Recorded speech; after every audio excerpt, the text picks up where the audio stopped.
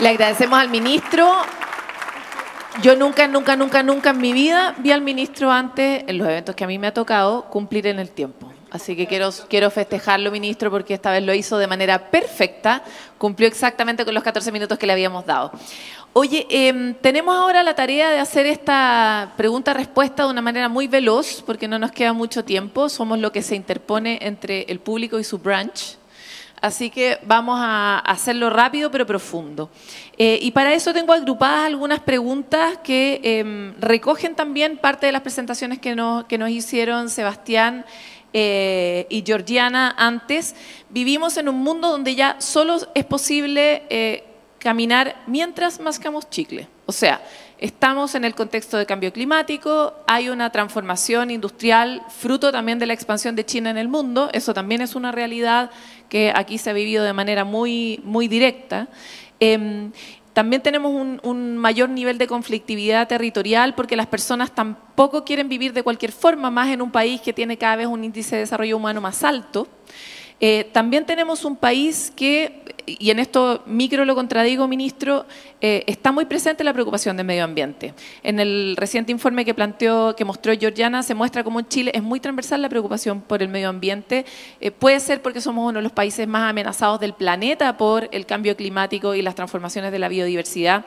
Y por lo mismo aquí, es muy relevante poder mantener arriba la conversación sobre medio ambiente, aparece en todos los estudios que se están haciendo actualmente de manera muy transversal.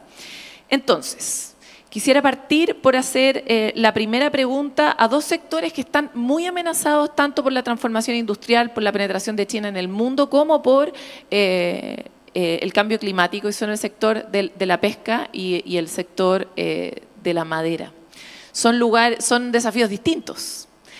Y les quiero hacer una pregunta incómoda, y es, ¿qué es lo que tienen que cambiar? Porque nos cuesta cambiar, nos decía Georgiana. Entonces, ¿cuál ha sido el análisis interno de lo que hay que dejar ir para poder transformar estos sectores en sectores que tengan mayor resiliencia y que puedan seguir siendo sectores identitarios de la industria de este lugar? Y quiero partir contigo, Juan José. ¿Qué cambiar? Yo diría dos cosas fundamentales. Primero, de que para dar sostenibilidad a un sector económico tiene que basarse en una base de sostenibilidad ambiental, pero también muy fundamentalmente una base de sostenibilidad social. Y por lo tanto el de generar una agenda que fortalezca el mundo de la pequeña y el mediano productor industrial, el de generar encadenamientos productivos virtuosos, el de poder tener participación de los pequeños en las líneas de producción de las exportaciones potentes que tiene el sector forestal chileno, es un desafío y una demanda social inmediata.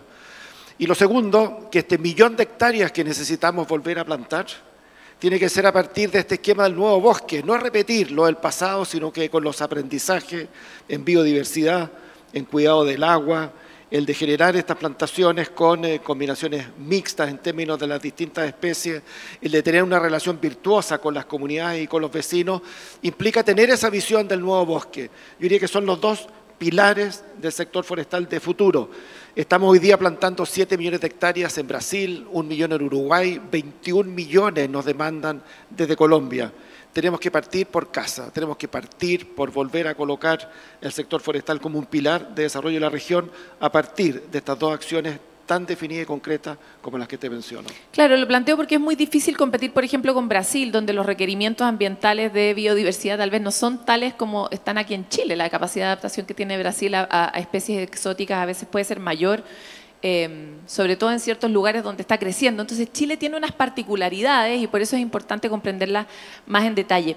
Macarena, quisiera avanzar contigo en la idea de cómo se transforma un sector que está amenazado por un lado por la pesca ilegal, por otro lado por las grandes industrias que están demandando de manera regular y no regular nuestros propios recursos, y además los peces también se están achicando en su masa, en su biomasa total, como un efecto del calentamiento del océano y como un efecto de la pérdida de biodiversidad. Entonces, ¿qué han visto ustedes que necesitan cambiar? Bueno, gracias Paloma por la pregunta, porque quiero sacarte al tiro de un error. En el caso de los recursos sobre los que opera la pesca industrial, lo que estamos viendo es precisamente lo contrario.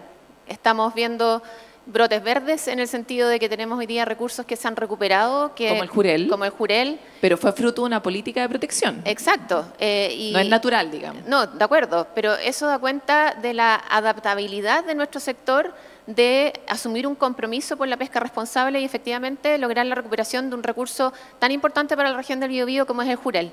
En el caso de la merluza, efectivamente, hoy día estamos afectados por un flagelo de marca mayor, que es la pesca ilegal, y es ahí también donde lo que necesitamos es el compromiso de nuestras autoridades de nuestro país por hacerle frente con todas las de la ley a la pesca ilegal que hoy día tiene una condición muy desmejorada a la merluza. Pero quiero detenerme en tu pregunta inicial. ¿Qué tenemos que soltar?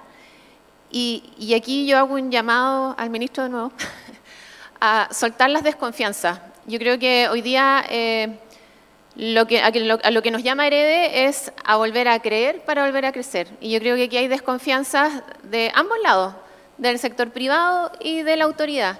Y esa desconfianza también se instala por información que no es la correcta y la actualizada. Volvamos a creer en un sector pesquero industrial que es sustentable, que aporta al empleo, que aporta al consumo humano. Hoy día hay que sentirse orgulloso del sector pesquero industrial de la región del Biobío. Y por lo tanto, dejemos de lado esas desconfianzas porque avanzando en diálogos sinceros, francos, es como podemos generar una regulación, como decía el profesor Edwards, más simple y que lo que finalmente genere sea crecimiento de los distintos sectores productivos que hoy día tanto lo necesitan. Vamos a seguir, su aplauso.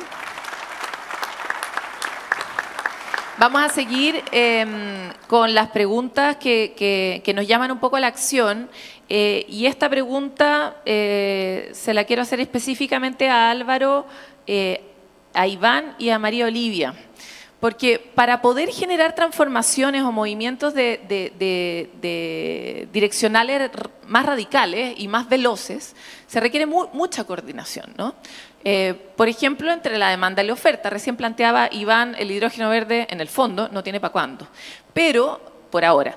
Pero en los próximos años sí tenemos una serie de desafíos asociados a las energías renovables, también a los desafíos climáticos a los que puede responder las tierras raras.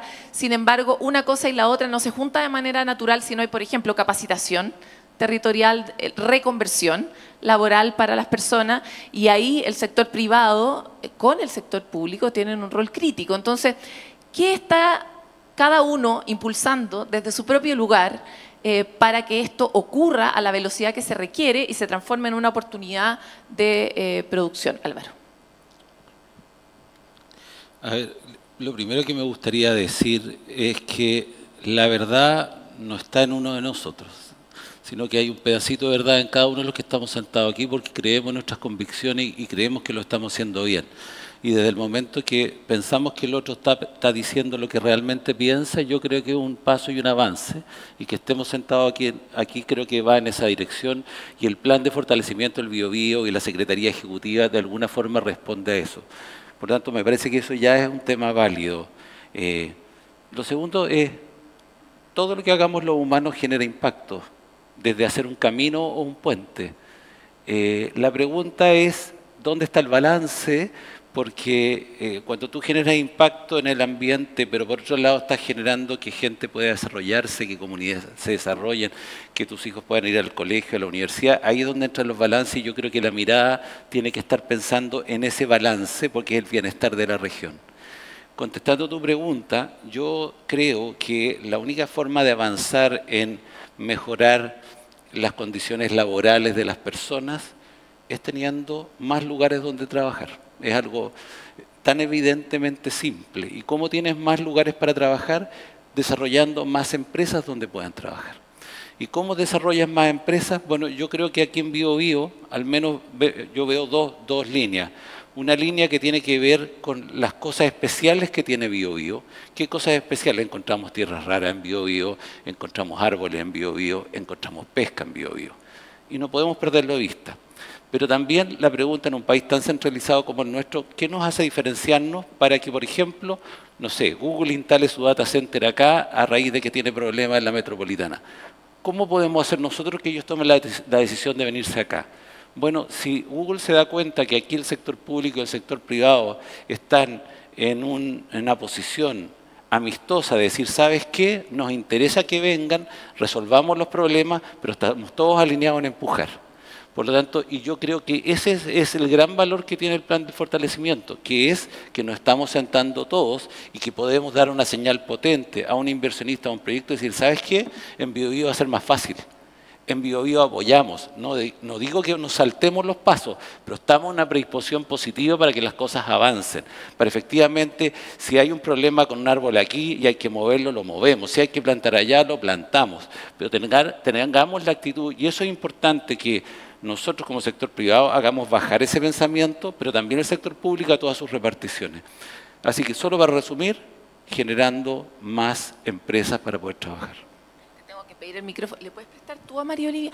Es que quisiera hacer un doble clic en la pregunta, porque lo que estoy preguntando específicamente tiene que ver con cómo los privados están colaborando con el mundo público para que se generen las capacitaciones y los nuevos talentos que se requieren para una industria que tiene las pretensiones que tiene esta, que no es cualquier talento, es un talento que tiene una cierta especialidad en un ámbito que recién estamos conociendo, por ejemplo, las energías renovables o la transformación de la industria maderera, etcétera, ¿no? Entonces, desde ahí, María Olivia, también para ti la pregunta de cómo se encadena eso, y lo planteo porque CPC es parte de una iniciativa, por ejemplo, de Empresas por Chile, que busca justamente que la empresa sea un actor en la promoción de talento más especializado, que la gente tenga un mejor acceso a una educación, por ejemplo, técnica, ¿no? Entonces, yo voy a partir diciendo que yo fui rectora de la Universidad Santo Tomás, la rectora nacional durante 4 años, y que una de mis preocupaciones centrales fue siempre acercarse a la industria, a preguntarle qué necesitan, en qué estamos haciendo mal nosotros la pega, y yo creo que esa es la primera pregunta. Segundo, desde Aclara, esta ha sido una tónica, hemos tratado de empezar a formar a personas en el ciclo de la cosecha circular de minerales.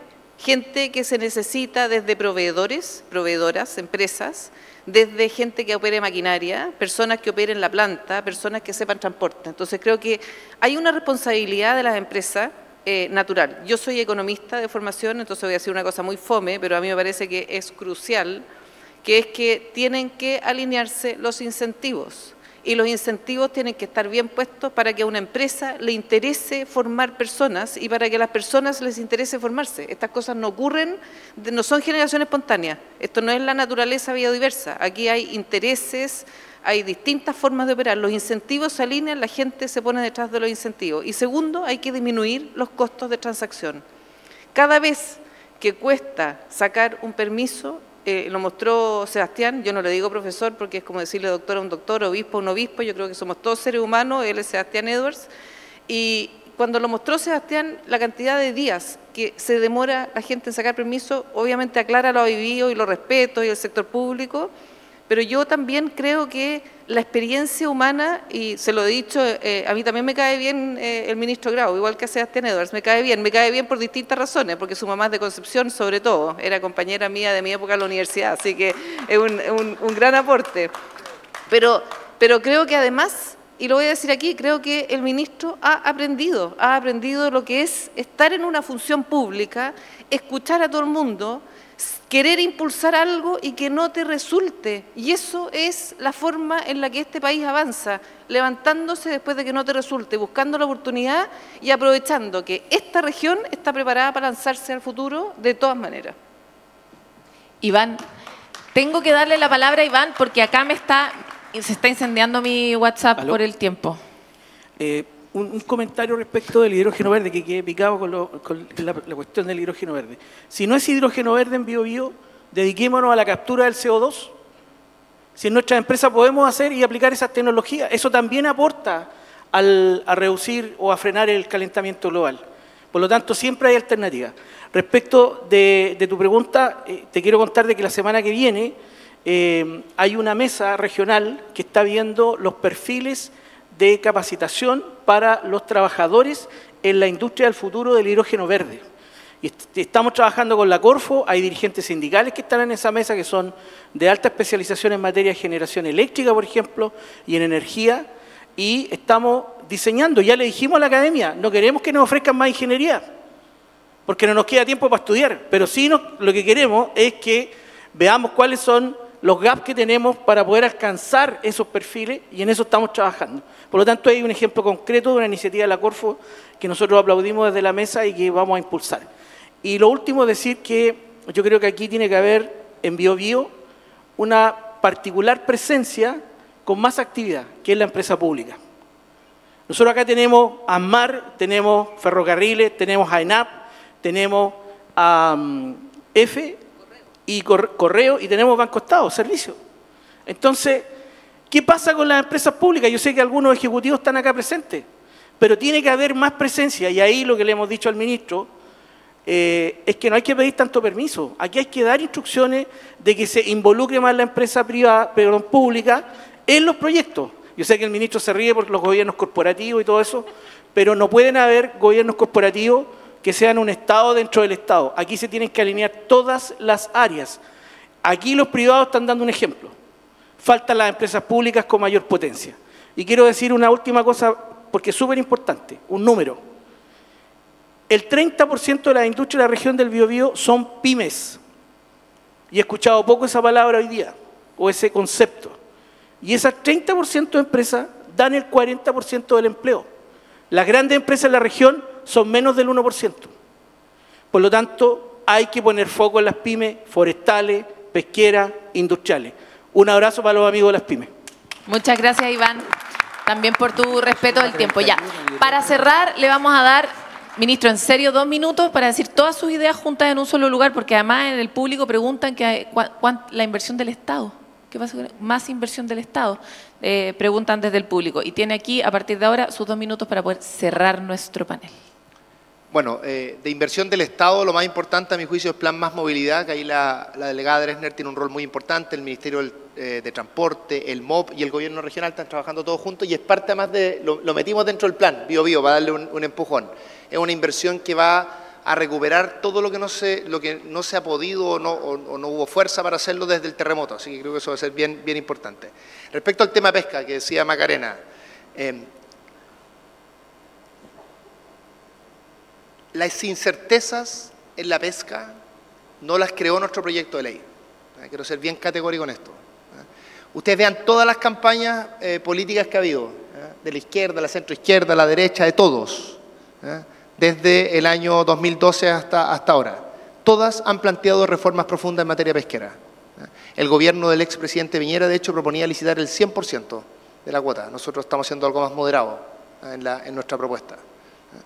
¿Qué significa? Cuando se votó en la Cámara de Diputados y Diputadas durante esta administración, donde nuestro gobierno es minoría, si hacer o no la nulidad de la ley, algo que nunca ha existido en nuestra legislación, fue unánime la votación.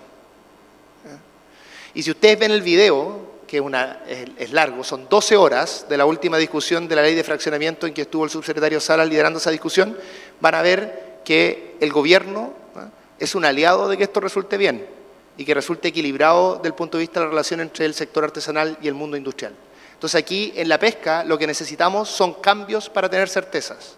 Y lo que nosotros vamos a hacer como gobierno es que vamos a hacer todo lo posible porque esos cambios sean razonables y que existe efectivamente un equilibrio. Pero el statu quo no son certezas en la pesca. Eso es un hecho empírico y que tiene distintas explicaciones. Y lo último que querría decir es lo siguiente.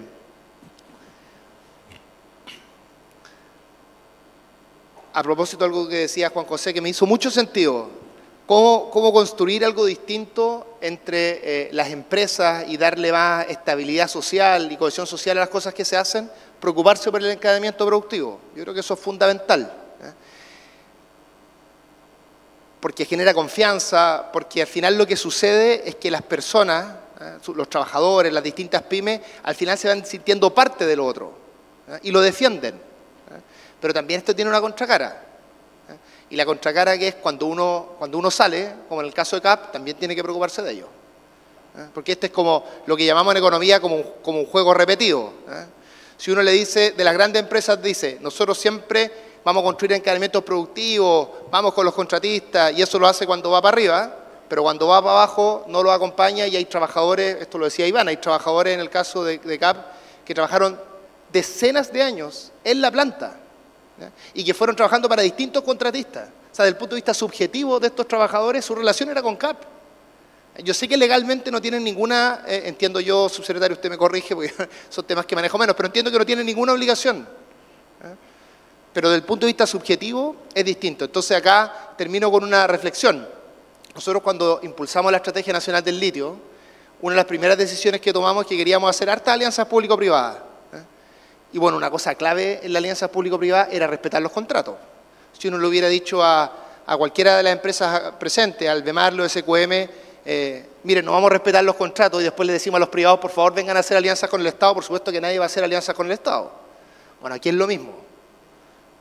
Si uno quiere construir esa confianza y esos encadenamientos productivos de aquí para adelante, es importante que también se haga de aquí para atrás y se genere justamente esa confianza. CAP lo hizo muy bien con sus trabajadores, llegaron a un excelente acuerdo y felicito a CAP y a los dirigentes sindicales por ese acuerdo, pero creo que falta una patita en la otra parte para generar esa confianza. Gracias.